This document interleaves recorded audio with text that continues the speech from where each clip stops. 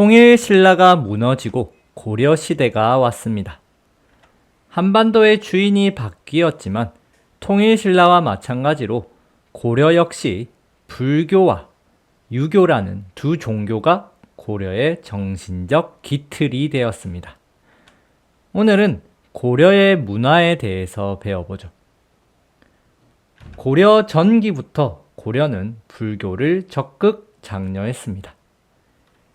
고려를 세운 태조 왕건은 불교 행사인 팔간회, 연등회를 열었으며 승과라는 시험을 실시해 우수한 승려에게 승계라는 관직을 내리기도 했습니다. 또한 신망 있는 승려를 왕의 스승, 왕사, 국가의 스승, 국사로 임명하여 불교를 정신적 지주로 여겼습니다.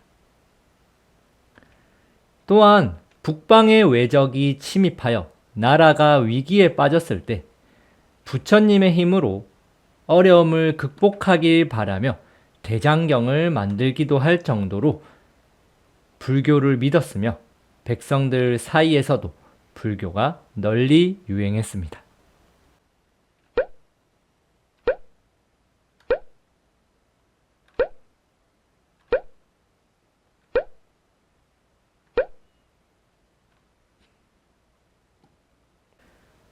하지만 고려 전기 때 불교는 선종과 교종으로 나뉘어 크게 대립하게 됩니다.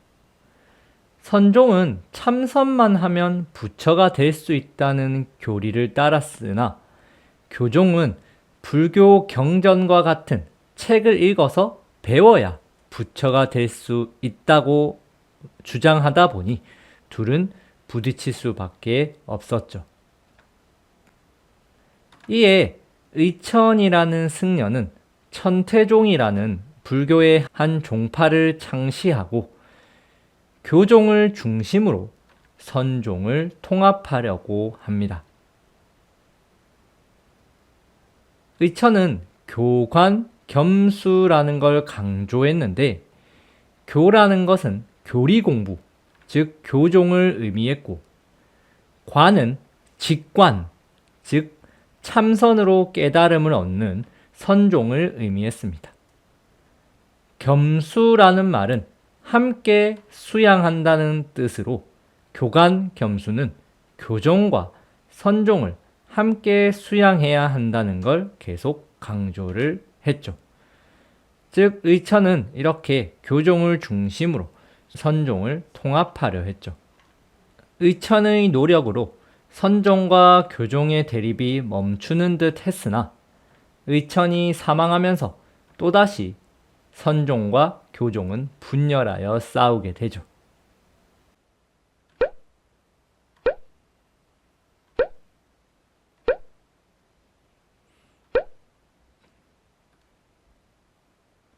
고려의 무신정권 시기가 다가왔습니다.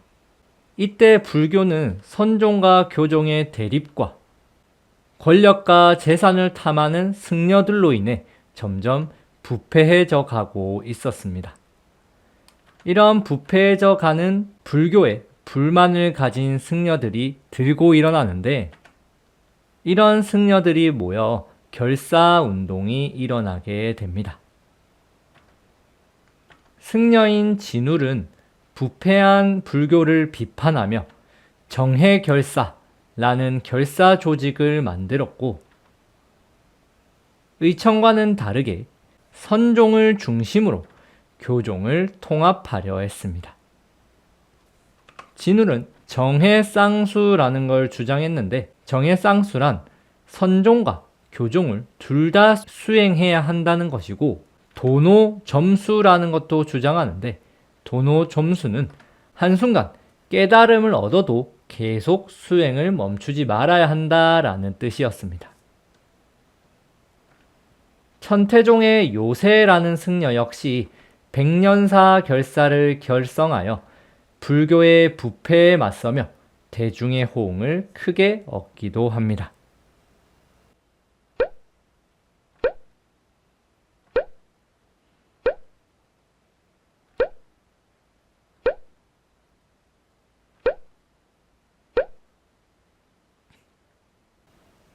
무신 정권은 원나라의 지배를 받으면서 끝나고 고려의 원간섭기가 시작됩니다. 불교 사찰이 대농장을 소유하거나 고리대를 통해 이익을 추구하면서 본래 불교의 모습을 잃어갔고, 이에 신진 사대부들은 이를 크게 비판하게 됩니다.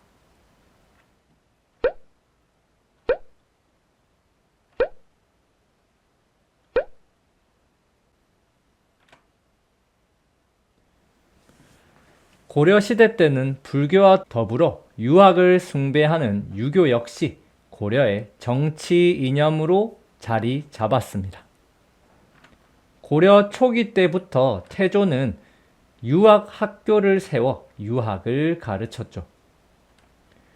광종 때는 유학에 대한 시험을 보고 관리를 뽑는 과거제를 실시하기도 하죠. 성종 때는 최승로의 건의를 받아들여 유교 발전에 힘썼는데, 수도에 국자감을 정비하여 공교육에 힘썼고, 지방인 12목에 경학 박사라는 유학 교수를 파견하여 고려 곳곳에 유학 교육을 퍼뜨릴 수 있도록 힘썼습니다.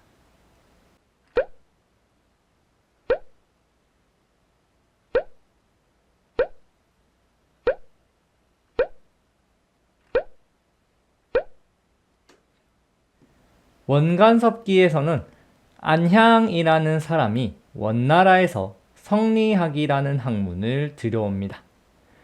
성리학은 유학의 일종인데, 기존의 유학보다 예의를 더 강조한 학문 정도라 보시면 됩니다. 이후 이재현이 원의 학자들과 교류하면서 성리학에 대한 깊이 있는 이해를 얻게 되었고, 공민왕 때부터 국자감에서 이름을 바꾼 성균관에서 본격적으로 성리학을 가르치기 시작하죠.